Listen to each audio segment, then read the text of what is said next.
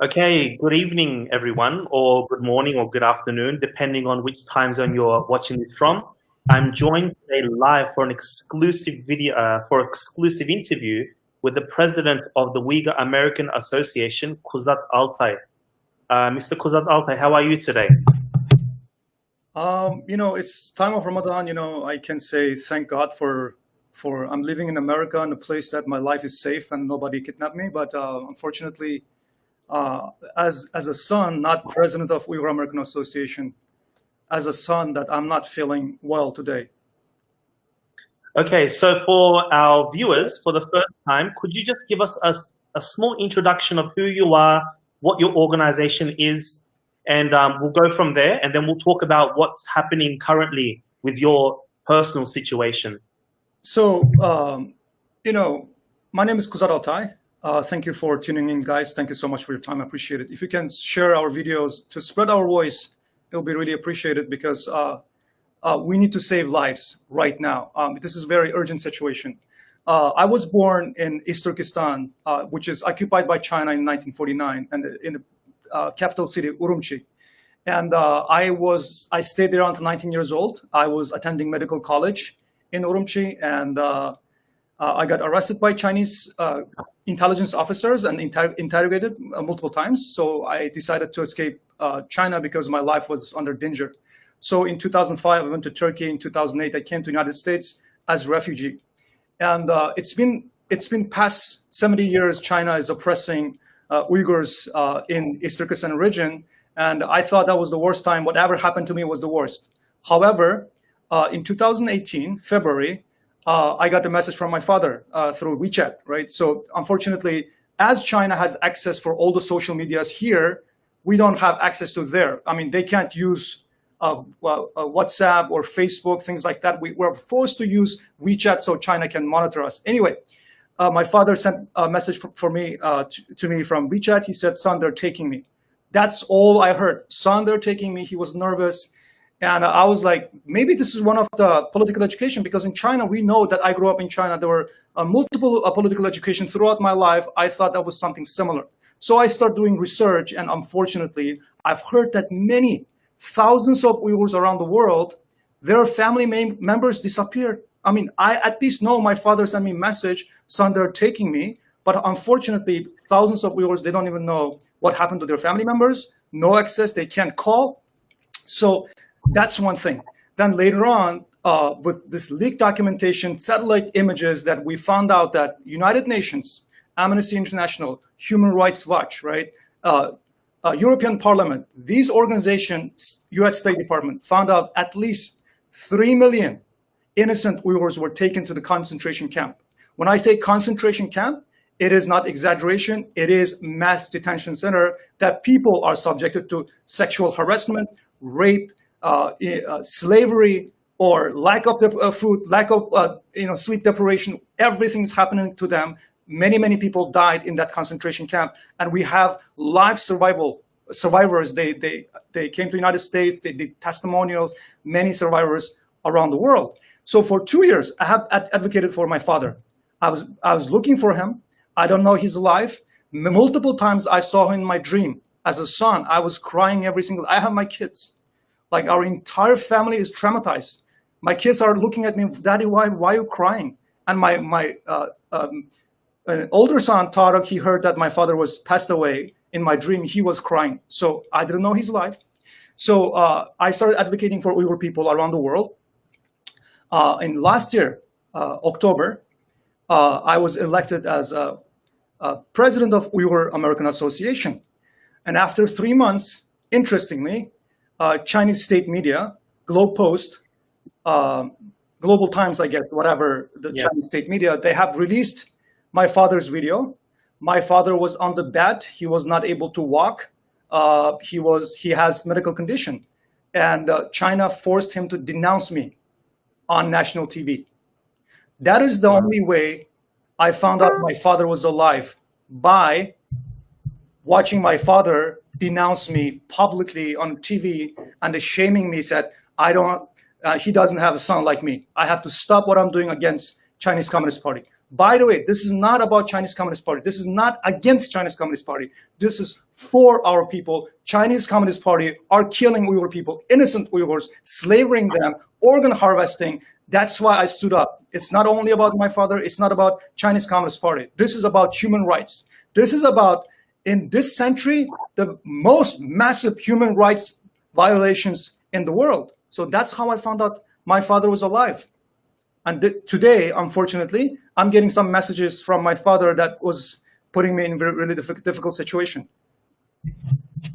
I mean, like you said, this is so common. And for our viewers, you will know that in China, for any activity that a family member does, your family members inside East Turkestan or inside China get harassed and abused like this. This is not seen in any other country. For example, what comes to my mind is Edward Snowden. Edward Snowden, for those of you who don't know, shared state secrets with the world, and his family is living quite safely in the United States. But in China, to talk about something like human rights and people being abused, China bullies and abuses all individuals, not just Uyghurs, Tibetans, other Chinese dissidents as well. So could you go into detail what you have heard or what you know about your father's situation now? Is he in a sort of kidnap or hostage situation? What do you know about this? There's a couple of things, right? Number one, I do not have any personal access whatsoever for any of my relatives, friends, family members, including my father. Right? I just don't have access. They don't want to talk to us. The reason is this: they will be retaliated in China just for talking to their son, just to talking to their brothers. They will be taken to the concentration camp or be killed or disappeared.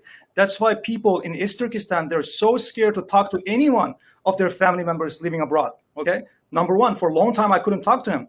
I think China is getting very uncomfortable with we're speaking up. We're really turning the lights on the fact of China is committing crimes against humanity in this century.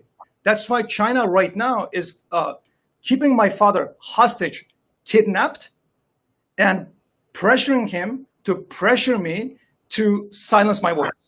Basically, after these things happened, he was talking to my brother, telling him that I need to stop what I'm doing right now. I have to resign from my president seat from the Uyghur American Association. I should never get involved in politics or human rights. Otherwise, his life, here's basically what he said. China is treating my father really well. He went to school and he came out, and he really appreciates the Chinese Communist Party that he was taking care, which, let me tell you what, my father was a very healthy man. He was running, he was exercising, he's working out. Now he is half paralyzed. I want to ask Chinese Communist Party, what did you do to my father? What happened to him? Did you torture him? Why he's paralyzed? Why he cannot work? He needs urgent medical attention right now. He needs surgery. Now, anyway, he talks to my brother. My brother is sending me all those messages saying that my father is telling me to stop. Otherwise, he might not have good life in China. So that is what's happening right now. And I have those voices in my phone. Kuzat, so the Chinese, I don't like to call them the government. I like to call them a regime. The Chinese regime want you to stop and leave your post as the president of the Uyghur American Association. He wants you to stop advocating for the Uyghur people as a whole.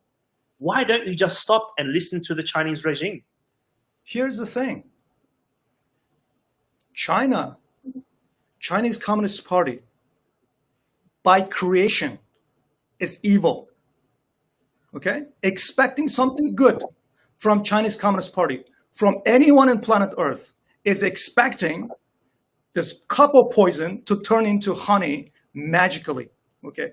Every single time, whether Uyghur people, Tibet people, Mongolian people, Taiwanese people, Hong Kong people, Christian Chinese, okay, anyone has different opinion, Chinese Communist Party, they were executed. First of all, China, including Falun Gong.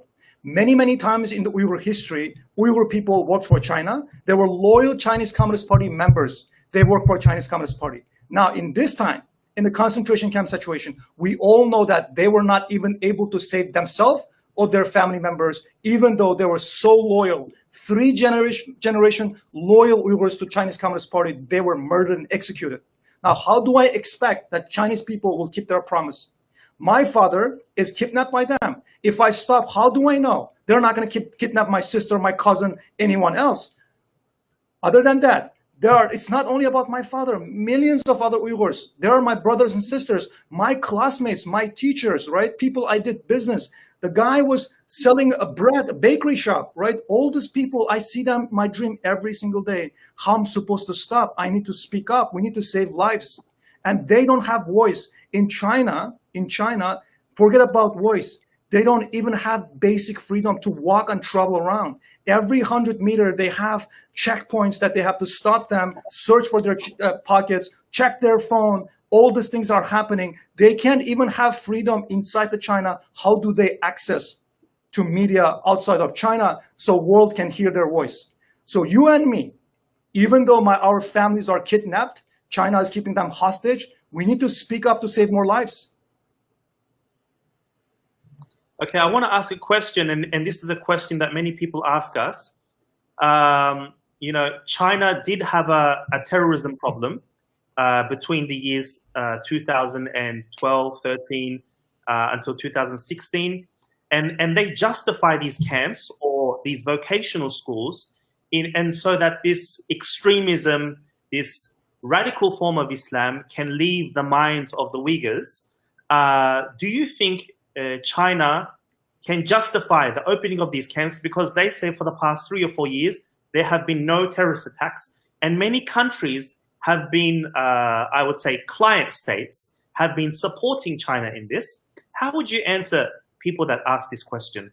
Okay, I mean, I am not political analyst, okay? I'm not politician. I was a kid living my life. I was an entrepreneur doing my business, okay? I can tell you that I am not that educated in this level. However, as someone lived China for 19 years, is someone every single day when I walk to school, to elementary school, to middle school, to high school, consistently see the Chinese police, their brutal actions towards our sisters, brothers, old men, beating up on the street. That is my traumatized childhood.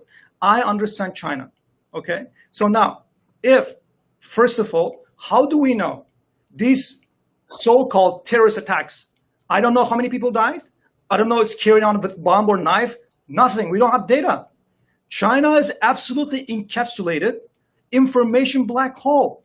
Like, how do we know it's not organized by China? How do we know it's not movie, right? First of all, there's no terrorist attack. Uyghur people are not terrorists. Uyghur people are amazing, cool people. We don't even have, you know, in my class, okay, I have many, many people, we didn't have, how do you call the concept of race. Like, people just don't care. They don't talk about your Uyghur or Kazakh or Kyrgyz or either Muslim or not. People even don't talk about it. That is how awesome Uyghur people are, right? That's one thing. The second thing is this. If one happened, if one Uyghur got so frustrated because their mother was raped, the sister was raped, and somebody of his brother was organ harvested, and this guy went crazy, right? He said, you know what? I have no life at all. Because if I don't defend, China's going to kill me anyway. I would just better attack a couple of Chinese police or Chinese army, right? This could happen anywhere in the world. This is not about Uyghur. Any human in planet Earth could show that kind of reaction. For what China doing to Uyghur people right now, that we don't have any terrorist attack, it's amazing. It tells that our people are so nice. We are law-abiding citizens, okay? In terms of coming to the re-educational camp. First of all, in 2018, China denied all the facts that, oh, you know what? We don't have anything. We don't have concentration camp. Such a camp doesn't exist. Such mass detention doesn't exist, right? Then, because international pressure was increased, they changed the narrative. They say, you know what? Actually, camp exists, but it is educational camp.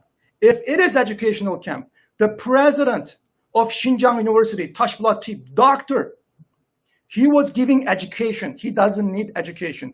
Dr. Tashbulat Tip, the president of Xinjiang University, the president of Xinjiang Medical University, Khalmurat Gopur, right? Our scholars, our writers, authors, right? Scientists, businessmen, entrepreneurs, high school students, university students, what kind of education they need.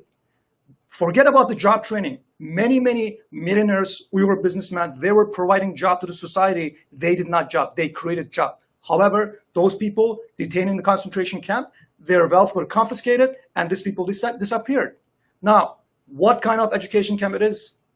If China, you know what? For example, right? Imagine I'm living in America. I live in a low-income neighborhood, right? I don't have access to technology. I don't have access to public health, or I don't have access to public education. And then some government, for example, comes to here and said, you know what? We want to help you to educate. I mean, I love it. I was so happy, right? So if China is doing such a good job on educating Uyghur people, like why those students, so-called students, can't call their family members, can't go home, right? And there's living in the cell of in a very mass cell that hundreds of people live together, no hygiene, no food, things like that. That's another thing. If China is doing such a great job training Uyghur people, then please let international media have access to China. Let United Nations rapporteur to access China. Let all the people go there to see how happy our people are because China is doing such a great job. Why are you so scared, China? CCP, what are you hiding, right? So the thing is this, imagine this concentration camp situation they're talking about, that is re-educational camp. Now, we know that the coronavirus situation is started from Wuhan because the world listened to China, because the world believed in China, because Chinese government, Chinese Communist Party misled World Health Organization, pressured World Health Organization, misled the entire international community, refused to cancel the flights from Wuhan to all international airports. That's why today we have 250,000, it's more than 200,000 people died in this world. In which war? In this short period of time, we have died 200,000 people. In which war? The entire world was shut down. In which time? This many job loss. In the United States, 35 million people lost their job. This is the greatest since Depression, the Great Depression. People are losing their job. People are getting depression. Some people are getting suicide. Companies are going bankrupt. Now, entire world is suffering because world decided to believe the information that is provided by China. It is the same thing.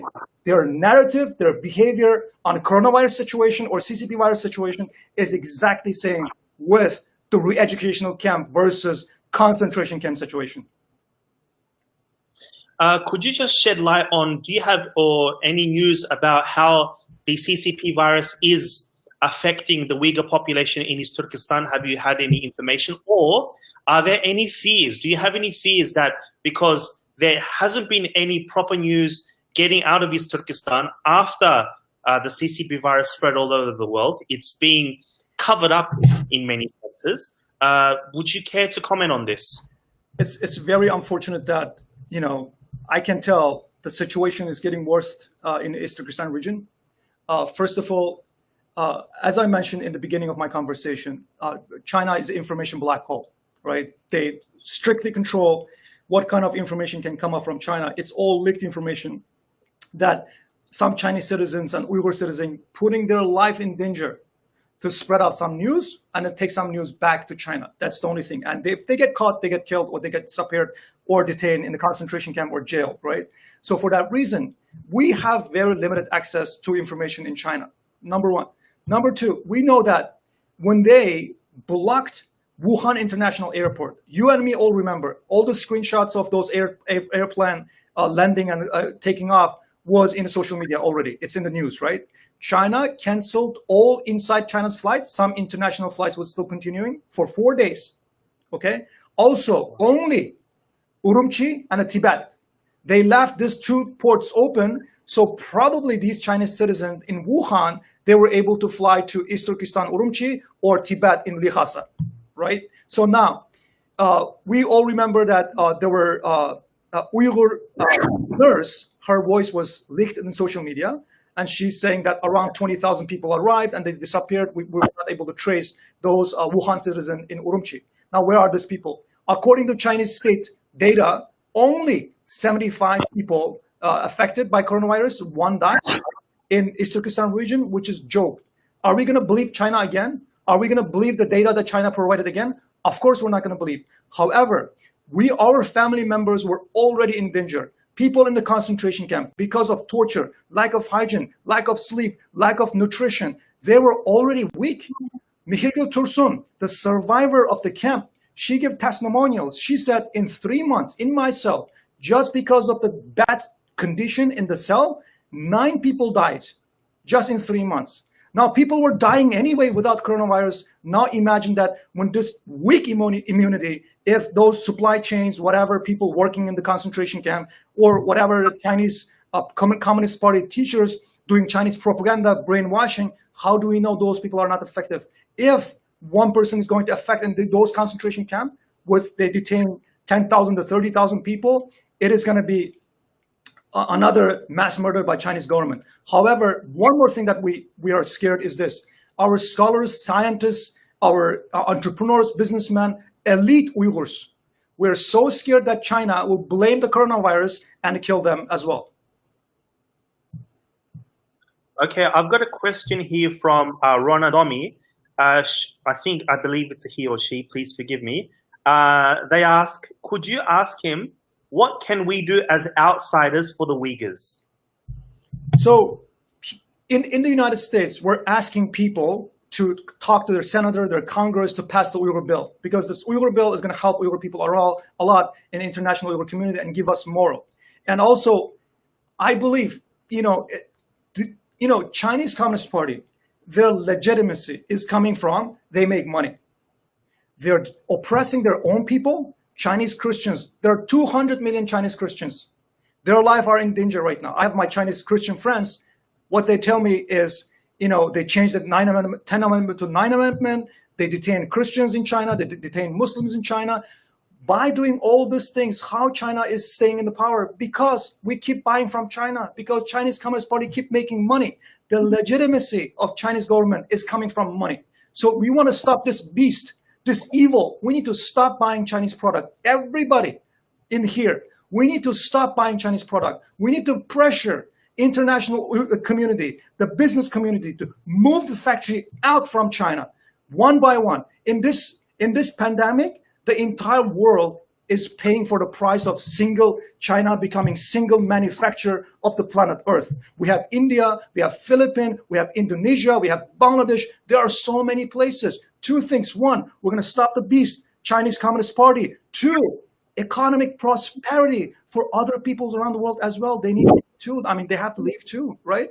It's like we're doing good for planet Earth. In time like this, if we're getting everything from China, entire world stop. In the United States, we're lack of medical supplies and the medicines. People are dying because China is not sending those things. We need to bring the manufacturing back. If you're living in US, if you're living in Europe, if you're living anywhere in the world, we need to pressure our government. We need to raise our voice. We need to create social media campaign to boycott Chinese products, stop buying Chinese products. If you cannot do that, at least buy one less a day, buy one less a week. One day, you don't have Chinese product a week. 1 month, no Chinese product a week. We need to spread these things. Then China will come to listen to us. Otherwise, by asking nicely, China release people from the concentration camp, it is not going to happen, because China so far in combined killed more than, I don't know how many people, but I heard that more than World War II combined. Yes.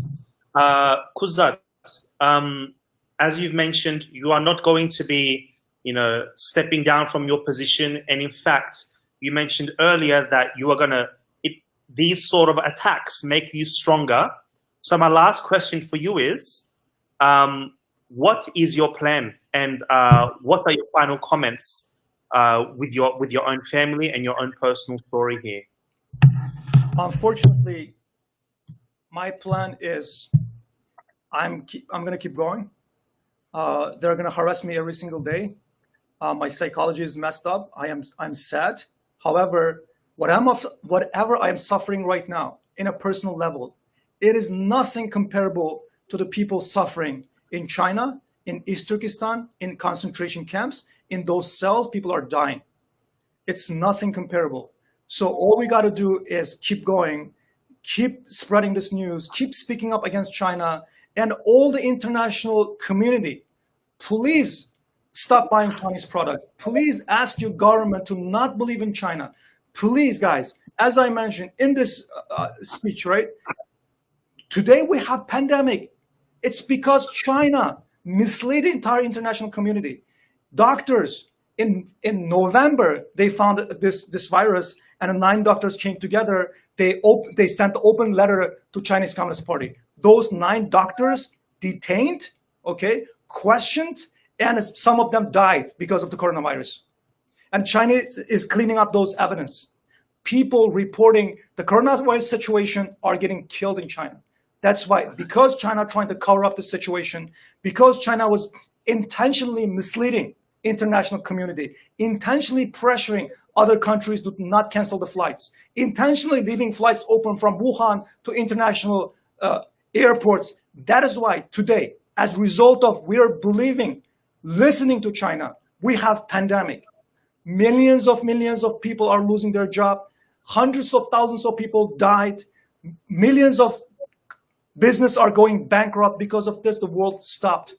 Don't you want to enjoy summer? Don't you want to enjoy spring? We're locked at home because we believed in China.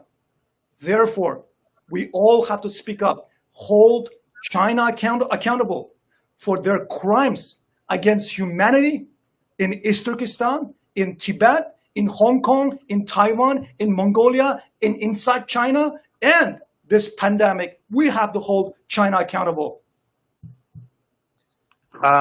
Thank you so much for this interview that you've given us today. You really shed light on what's happening to the Uyghurs and what's happening to even the general Chinese population. And we've seen that Chinese oppression has reached the whole world. Are there any final comments you want to make? And then we can call it a day for our interview. We just have to keep it up, guys. We will never stop. And all the Uyghurs listening to this, whatever happening to me, I know it's happening to you. Please do not back up. When you back up, China will pressure you more. When you back up, China will bully you more. The only way to stop China is fight against Chinese Communist Party. Thank you. All right, thank you very much, guys. Make sure you do share this video with your friends and family. Share it on your social media platforms. People tend to go, what's so important about social media? Remember, China spends hundreds of millions of dollars on their Chinese media, as well as their 50-cent social media army. These things are real. We've experienced this. So any little bit that you can do, this is your duty as a human being. This is your duty. If you have Muslims watching, this is your duty as a Muslim as well. And inshallah, you'll be rewarded, especially during this holy month of Ramadan. Thank you very much, current president of the Uyghur American Association. We will be catching up with you, and thank you. Thank you, Arslan. Have a good day. You too. Thank you, guys, who is watching. Please share all the videos. Thank you.